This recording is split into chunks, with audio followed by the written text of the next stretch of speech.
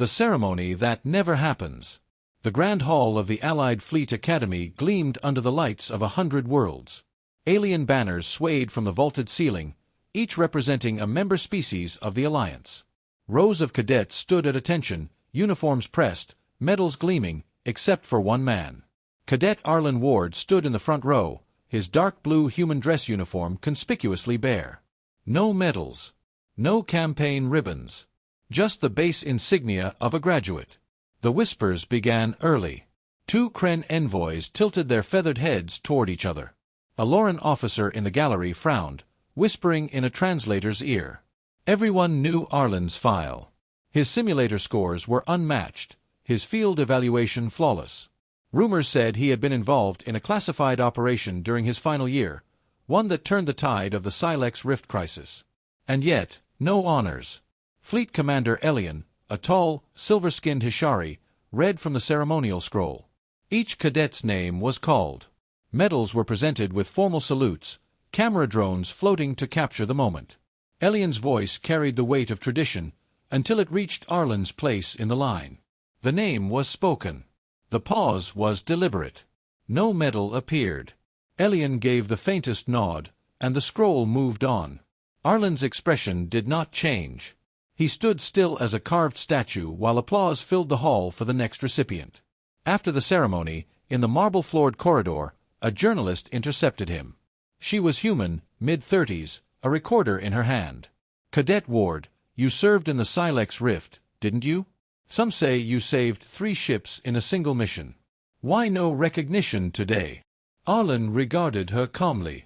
"Some victories," he said, "can't be shown. Some enemies can't know they've been beaten." Before she could press further, 2 fleet security officers stepped between them. The journalist's questions trailed off into the echoing hall. From the balcony above, Admiral Rice watched the exchange. His face betrayed nothing, but in his mind, the images were vivid. Arlen moving through the burning corridors of an enemy ship, the moment the rift crisis had been averted, and the decision that it could never be made public.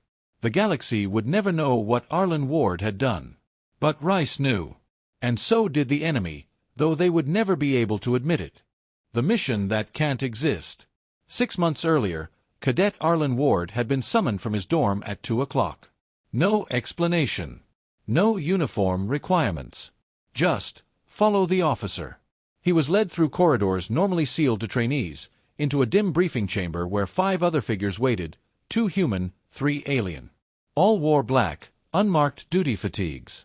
A tall woman with graying hair entered. Admiral Rice. Her voice was low, deliberate.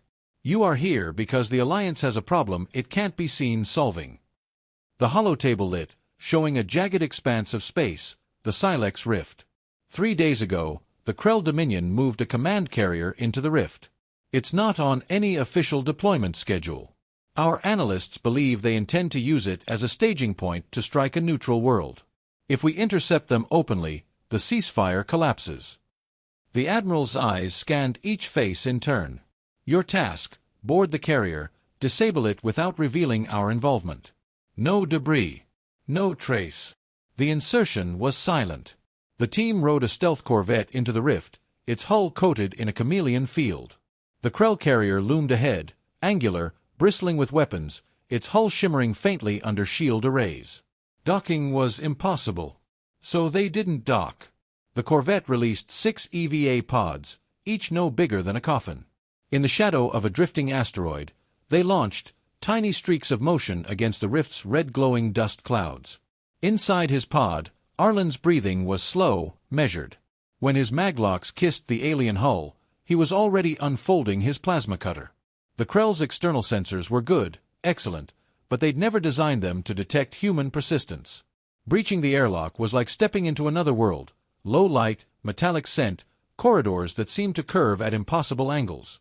The Krell themselves were tall, armored, their voices echoing in clicks and guttural hisses.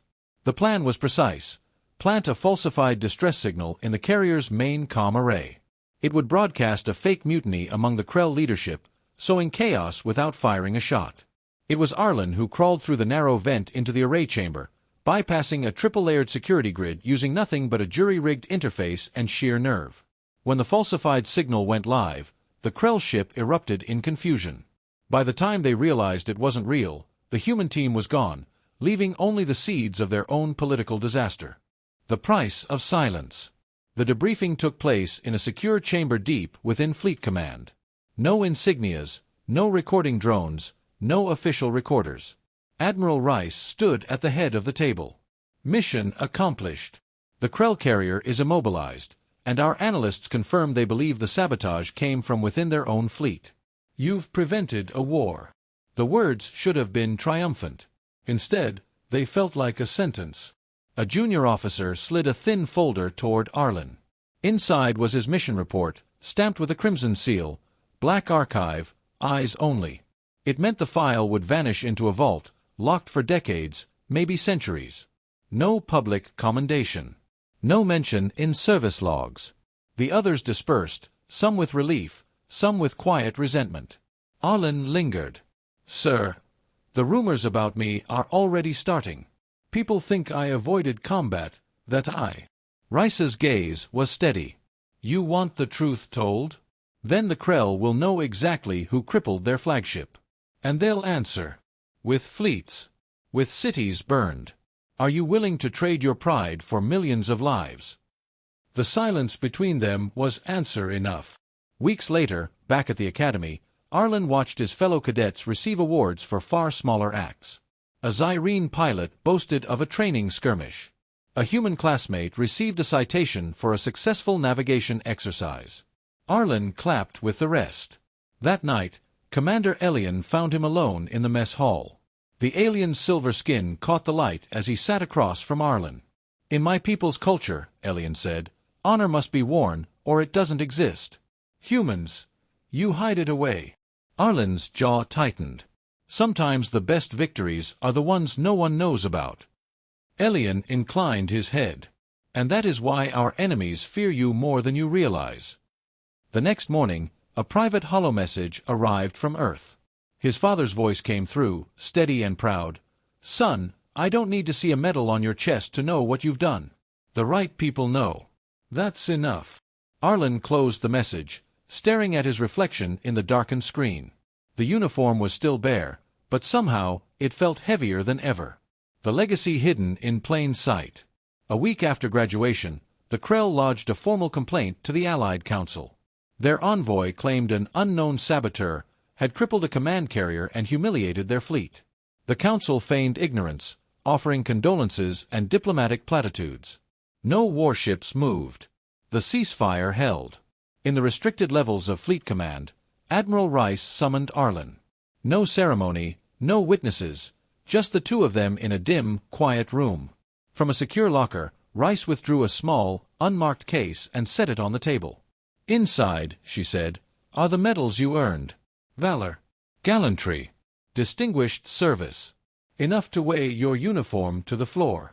Arlen opened the case. Rows of polished metal caught the light, each engraved with his name. Nestled among them was a slip of paper with 5 words written in Rice's hand, for the victory that must never be known. They're yours, Rice continued.